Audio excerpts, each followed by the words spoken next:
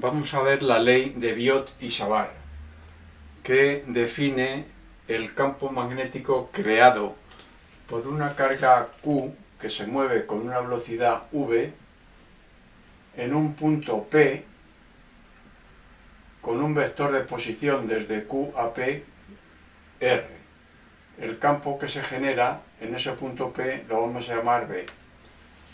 Esa ley dice, es una ley experimental, que el campo B es igual a una constante llamada permeabilidad magnética del vacío, mu sub 0, partido por 4pi por el producto de la carga que multiplica el producto vectorial de V por R y partido por el módulo de R al cubo.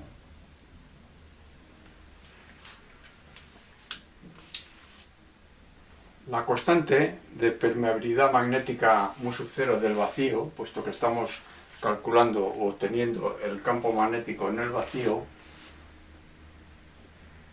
en el sistema internacional SI tiene el valor de 4pi por 10 elevado a menos 7 Tesla por metro partido por amperio. Si utilizamos las unidades del sistema internacional de carga coulombio, la velocidad en metros por segundo, el vector R, su módulo en metros, si despejamos de aquí mu sub 0 y ponemos el campo B en teslas, se obtiene esta unidad, Tesla por metro partido por amperio, para esta constante. Se pueden utilizar otras unidades, puesto que Tesla por metro partido por amperio es igual al Weber, unidad de flujo magnético, partido por amperio, partido por metro, o también la unidad, el henrio, partido por metro. Un henrio es un Weber partido por un amperio.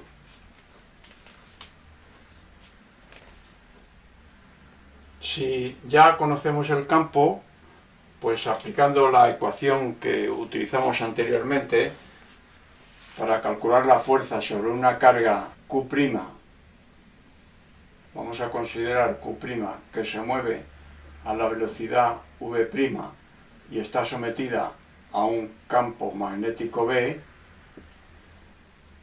vimos que también fórmula o ecuación experimental era que la fuerza magnética era igual a Q' por el producto vectorial de la velocidad de dicha carga por el campo magnético B al que estaba sometido. Como es habitual en el cálculo de campos magnéticos, vamos a utilizar, así como vimos la fuerza que se ejercía sobre una corriente eléctrica que circulaba por un hilo en un circuito cerrado, vamos a ver qué campo genera un circuito cerrado recorrido por una intensidad I, a partir de esta ecuación. Hemos dibujado aquí un trozo del circuito y una diferencial de longitud del circuito. Y vamos a calcular, en primer lugar, el campo que genera una diferencial del circuito recorrido por la intensidad I. La intensidad I, como sabemos, es igual a la carga que pasa por una determinada sección en un tiempo. Y vamos a llamar a la carga diferencial de Q mayúscula y al tiempo diferencial de T. Este cociente representa la intensidad. La velocidad de las cargas dentro del circuito será V, que será el cociente de diferencial de L partido por el diferencial de tiempo. Para ver el campo que genera el trozo de circuito diferencial de L, pues tendremos que calcular la diferencial de B, campo generado por la diferencial de L, que será igual a mu sub 0 partido por 4pi por la diferencial de carga que hay en esa diferencial de longitud, que vamos a llamar diferencial de Q, que multiplica a V vectorial R partido por el módulo de R al cubo. R es el vector de posición del punto P en el que estamos calculando el campo diferencial de B, referido desde donde está la carga, en este caso desde donde está la diferencial de longitud. Vamos a ver que esta diferencial de carga es precisamente la que hay en una diferencial de longitud del circuito. Si nos fijamos en una sección, la que está con la letra A aquí, la carga más alejada de esa sección que pasa en una diferencial de t, ¿cuál será? Será la que diste de A, v, la velocidad, por la diferencial de t. Esto es precisamente diferencial de L. V por diferencial t es diferencial de L. Luego entonces, la carga que hay contenida en la diferencial de longitud es precisamente la diferencial de Q, que es la que pasa por la sección A en una diferencial de t. Luego entonces, si lo que queremos calcular es diferencial de Q por V,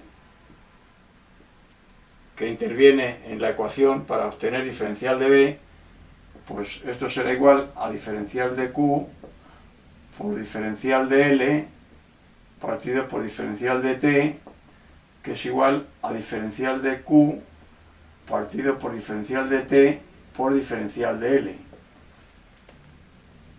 ¿Y esto a quién es igual? Diferencial de Q partido por diferencial de T es la intensidad. Luego diferencial de Q por el vector velocidad es igual a la intensidad por el vector diferencial de longitud del circuito.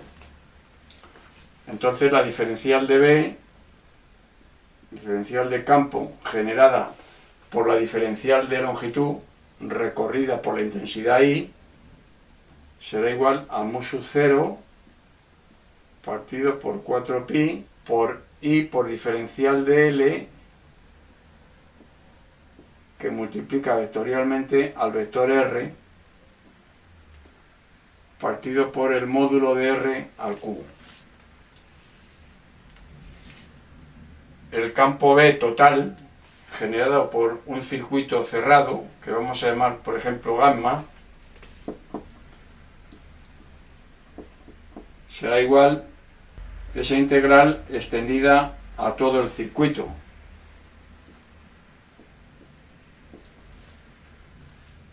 Luego, sustituyendo, me queda que el campo B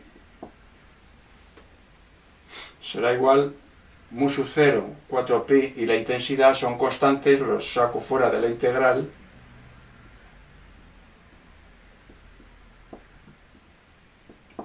Y me queda la integral curvilínea extendida a todo el circuito de la diferencial de L multiplicada vectorialmente por R partido por R al cubo. Aquí hemos dibujado en este sistema de referencia el circuito cerrado mediante el vector definido mediante el vector R sub C, que define el circuito, y el punto P en el que queremos calcular el campo B de dicho circuito recorrido por una intensidad I viene definido por el vector R sub P. Entonces el vector R que estamos utilizando aquí, que es el de referencia del punto P respecto del circuito, respecto de los puntos del circuito, será R sub P menos R sub C. O sea que R, que tenemos aquí, es igual a R sub P menos R sub C. R sub P define el punto en el que queremos calcular el campo y R sub C define los puntos del circuito. Entonces me queda que el campo B, en este caso, definido así, es igual a mu sub 0 partido por 4pi por la intensidad por la integral extendida a todo el circuito, integral curvilínea, de diferencial de L, en este caso diferencial de L es diferencial de R sub C, multiplicado vectorialmente por R, que es R sub P menos R sub C.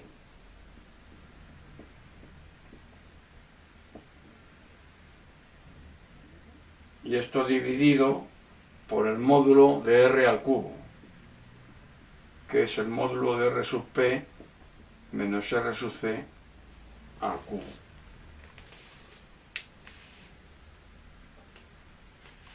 Bien, ahora vamos a detenernos un poco. Hasta ahora hemos estado hablando de velocidades y hemos dicho que tanto el campo como la fuerza que se ejerce por el campo sobre una carga móvil dependen de la velocidad de dichas cargas. ¿Cómo medimos dichas velocidades? Pues las medimos en el sistema de referencia que estemos utilizando. Lo que quiere decir que esas velocidades van a ser relativas al sistema de referencia que estemos utilizando. Entonces, ¿qué ocurre con las fuerzas magnéticas? ¿Son también relativas al sistema de referencia? La respuesta es sí. O sea, las fuerzas magnéticas cambian de valor según utilicemos un sistema de referencia u otro. Aquí no voy a puntualizar más sobre este asunto. Si alguno tiene interés, que vea el vídeo siguiente titulado Magnetismo y relatividad, en el que hago algunas puntualizaciones sobre este asunto, que para alguno puede que resulten interesantes.